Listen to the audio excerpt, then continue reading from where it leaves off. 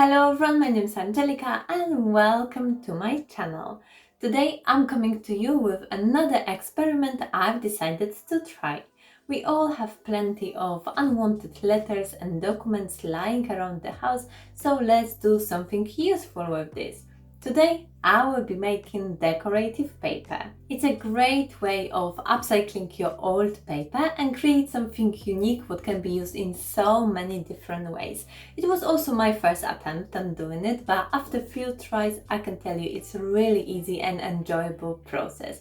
But before I start, make sure to subscribe to my channel and click the like button so I can reach more like-minded people. Thank you for doing it, and now let's do some crafts. I start the whole process with picking up a few different flowers. I'm lucky enough to have quite a big variety of different colored flowers in my garden, so I didn't even have to go too far.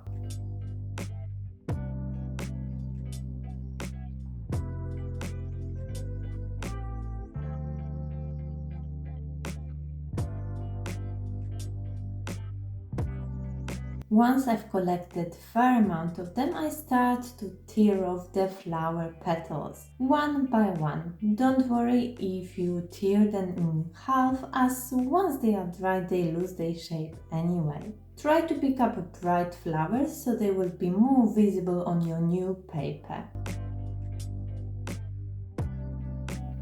Then I took the book, greaseproof paper and place all my petals between. There is few methods of drying flowers. I'm using this one as I want the petals to be also flat. To create the mold, I will be using two same size wooden frames. Size of course depends on how big you want your piece of paper to be. I start with removing the back and the glass. If you want, you can create the molds from the scratch. I just think finding two frames in thrift store is much easier. You don't even have to buy new frames.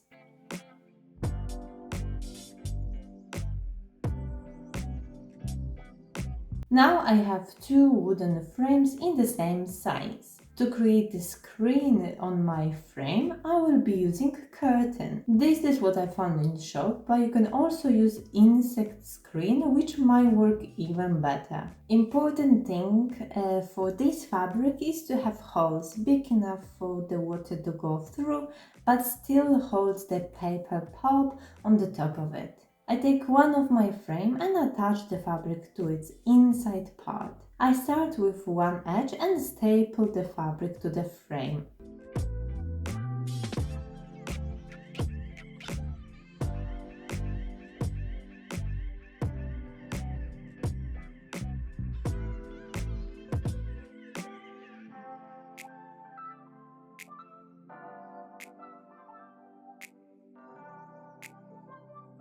Then I pull it very tight and attach to the opposite edge.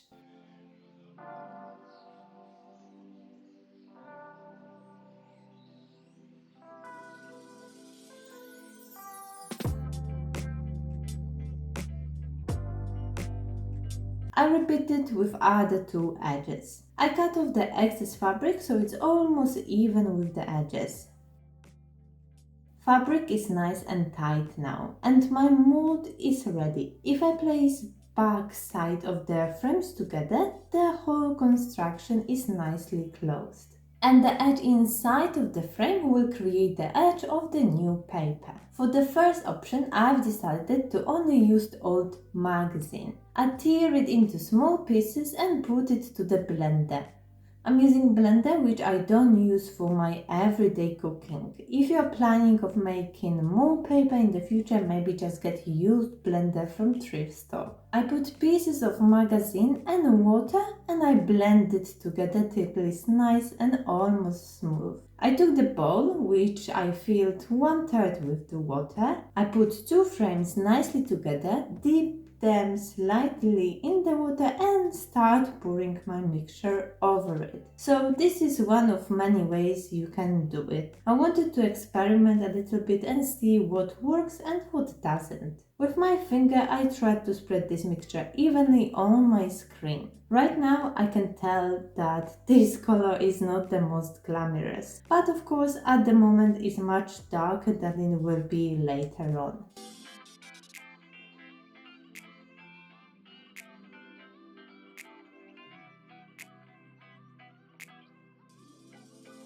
I put the bowl on the side, I take extra piece of my fabric and place it on top of the mixture.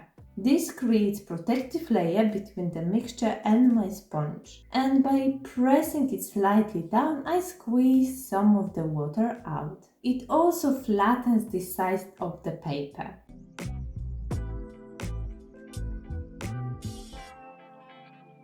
I remove the top frame and now you can see exact shape of the new paper. I place kitchen towel on the flat chopping board and move the frame on it with the new paper facing down. Again with the sponge I try to smooth it out and get rid of any excess water. To remove the paper from the screen, I'm using hair dryer. Warm air dries it slightly and push away from the fabric.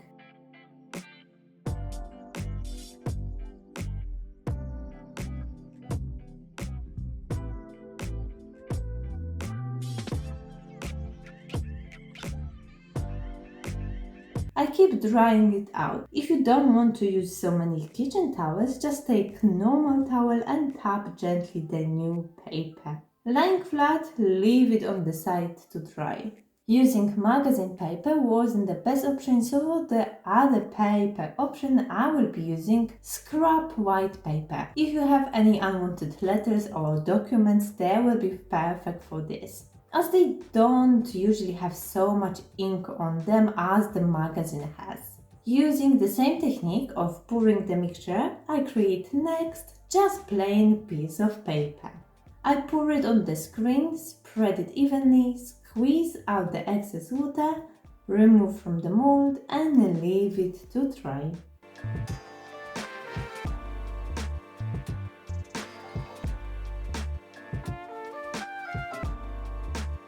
Next one will have addition of my dried flowers. I pour the mixture and then sprinkle the petals on top of it. To make sure they stay secured, I press them slightly down and blend with the mixture. The rest of the process looked exactly the same as the previous ones.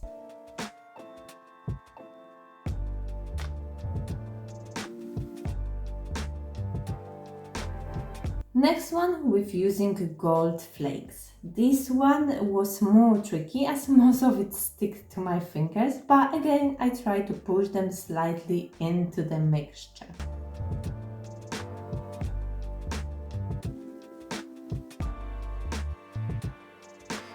This is probably the most common method. I would just recommend using much bigger bowl than mine, at least 3 times bigger than your frame for easier movement, but it will work with small one as well.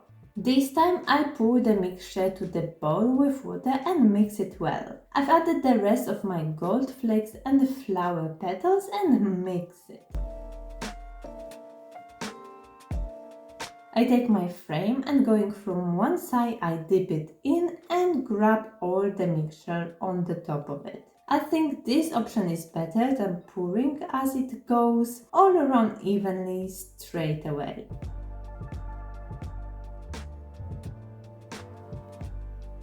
The rest of the process looks exactly the same.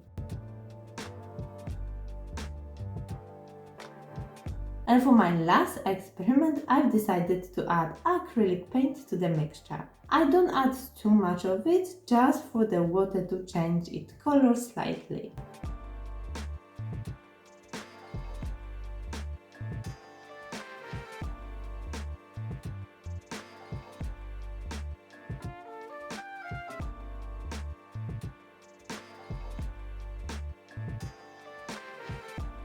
I light flight on the floor all my new pieces of paper. If you want, you can leave them and let them air dry. I've decided to speed up the process and iron them. I put another piece of towel on top of them, and using iron without the steam, I start ironing them. Later you can move to the kitchen towels instead of the normal towel. All papers are dry, so let's do a summary. First is the one made out only magazine scraps. Let's be honest, the color is not the best one. Would be hard to write on it, but it can be used as a background for clean piece of paper. Next one is made out of old documents and white paper scraps. Color is much lighter and more presentable. This would be perfect for even writing on it, making some invitations or menu. Next is the one with flower petals. Petals stay nicely in the place, but you can't really write on this side. This would be maybe better as a cover or to create envelopes. Gold flakes similar to the one with petals. You can use the other side of the paper for writing. Then I have the one where I've used different technique. I think this is the best option out of all of them.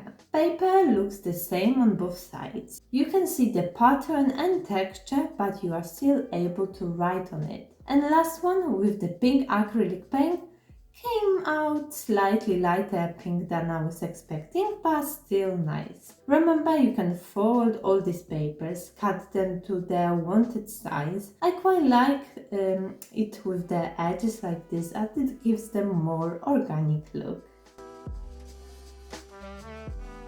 There are so many different ways how you can use this decorative paper. My favorites are invitation, and if you are selling your handmade jewelry, you can hang the pieces on like a small piece of this paper. But what are your ideas? Let me know in the comment section so other people might find it helpful. I hope you enjoyed today's video. If you did, make sure to give it a thumb up. And for now, thank you so much for watching, your support, and I will see you in my next video.